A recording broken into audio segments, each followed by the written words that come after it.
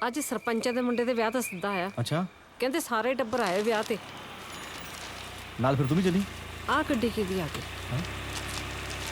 ਆਹ ਕੌਣ ਆ ਗਏ ਪ੍ਰਾਹੁਣੇ? ਇਹ ਬਾਹਰਲੇ ਲੱਗਦੇ ਆ ਕੋਈ। ਹਾਂ,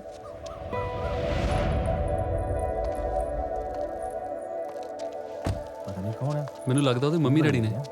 ਸਤਿ ਸ਼੍ਰੀ ਅਕਾਲ ਜੀ। ਸਤਿ ਸ਼੍ਰੀ ਅਕਾਲ। ਇਹ ਬੱਬੂ ਦਾ ਘਰ ਹੈ ਜੀ? ਹਾਂਜੀ। ਸਤਿ ਸ਼੍ਰੀ ਅਕਾਲ ਜੀ। ਮੈਂ ਕੈਮ ਆ ਤੇ ਇਹ ਸਰਗੀ। ਅੱਛਾ, ਅਸੀਂ ਦੋਨੋਂ ਦੋਸਤ ਹਾਂ ਜੀ ਉਹਦੇ।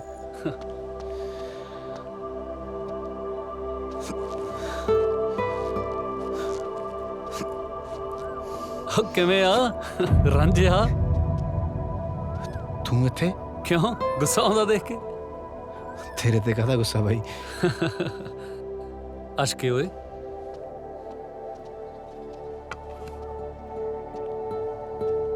ਬੜੀਆਂ ਫੋਟੋਆਂ ਲਵਾਈ ਫਿਰਦਾ ਪਤੰਦਰਾ, ਹੁਣ ਤਾਂ ਲਾ ਦੇਣੀ ਅਸੀਂ। ਹੈਰਾਨ ਨਾ ਹੋ, ਮੈਂ ਤਾਂ ਤੈਨੂੰ ਇੱਕ ਗੱਲ ਹੀ ਦੱਸਣਾ ਹੈ।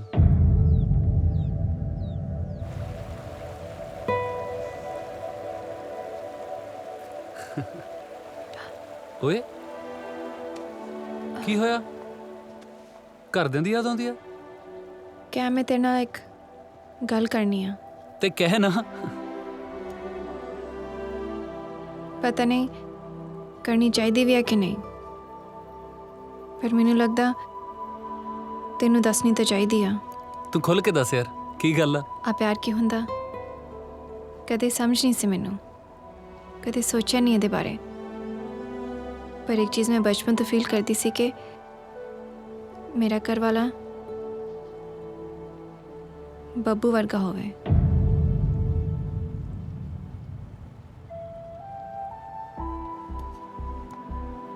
ਉਹ ਮੈਨੂੰ ਬਹੁਤ ਪਸੰਦ ਸੀ।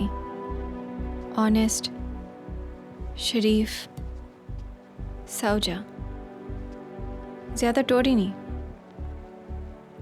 ਅਸੀਂ ਛੋਟੇ ਲੋਕ ਆ ਨਾ, ਵੱਡੇ ਸੁਪਨੇ ਨਹੀਂ ਦੇਖ ਸਕਦੇ। ਮੈਨੂੰ ਸੀ ਕਿ ਜੇ ਉਹਦੇ ਵੀ ਦਿਲ ਵਿੱਚ ਕੋਈ ਗੱਲ ਹੋ ਗਈ ਤਾਂ ਉਹ ਕਹਿ ਦੂਗਾ, ਪਰ ਉਹਨੇ ਕਦੇ ਕੁਝ ਕਿਹਾ ਨਹੀਂ। ਉਹ ਇੱਥੇ ਆਇਆ, ਮੈਨੂੰ ਚਾਹ ਚੜ ਗਿਆ। ਸ਼ਾਇਦ ਮੇਰੇ ਪਿੱਛੇ ਆਇਆ। ਮੈਂ ਗਲਤ ਸੀ। ਹੁਣ ਵੈਸੇ ਵੀ ਕੋਈ ਗੱਲ ਨਹੀਂ। ਪਲੀਜ਼ ਤੂੰ ਮਾਈਂਡ ਨਾ ਕਰੀ। ਚਲਿਏ।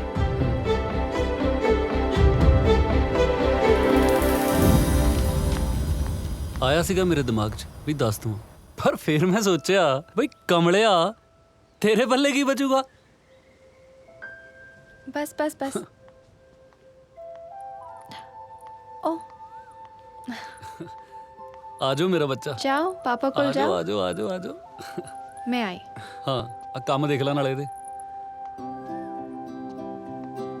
किवें आ? ਠੀਕ ਆ, ਤੂੰ ਦੱਸ। तेरे सामने ही आ। ते हाँ किया? ਇਹ ਤਾਂ ਉਂਝ ਹੀ ਬਸ। तू ब्याह क्यों नहीं करवाया? ਏਦਾਂ ਹੀ। फिर भी ਜੀ कोई तो रीजन होगा।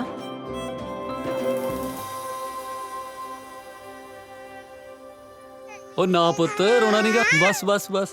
ਲਓ ਜੀ ਜਾਓ ਮੰਮੀ ਕੋਲ। आजो की होया मेरे बेबी नु?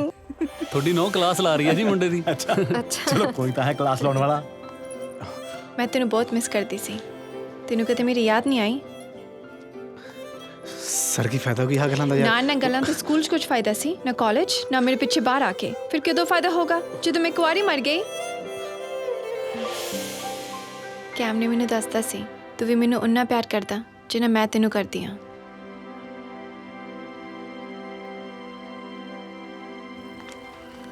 ਬੱਬੂ ਵੀ ਤੈਨੂੰ ਪਿਆਰ ਕਰਦਾ।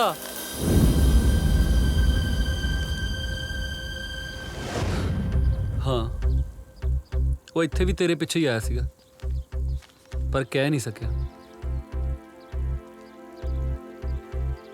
ਪਰ ਪਿਆਰ ਤਾਂ ਤੈਨੂੰ ਮੈਂ ਵੀ ਸੱਚਾ ਕਰਦਾ ਨਾ ਸਰਗੀ। ਹੁਣ ਯਾਰ ਤੁਸੀਂ ਬਚਪਨ 'ਚ ਮਿਲ ਗਏ ਤਾਂ ਇਹ 'ਚ ਮੇਰੀ ਕੀ ਗਲਤੀ ਆ? ਜੇ ਮੈਂ ਮਿਲਿਆ ਹੁੰਦਾ ਤਾਂ ਮੈਨੂੰ ਵੀ ਪਿਆਰ ਹੋ ਜਾਣਾ ਸੀ। ਹੁਣ ਤੂੰ ਹੀ ਦੱਸ ਕਿਵੇਂ ਪਤਾ ਲੱਗੂਗਾ ਵੀ ਕੌਣ ਜ਼ਿਆਦਾ ਪਿਆਰ ਕਰਦਾ।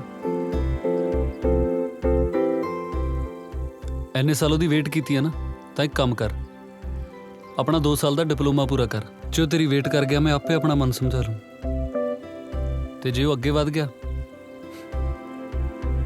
ਫਿਰ ਮੈਂ ਹੈਗਾ ਤੇਰੇ ਲਈ।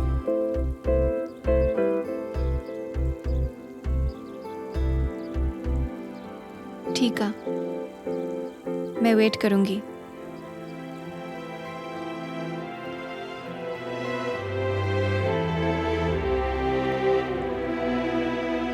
Sorry cam.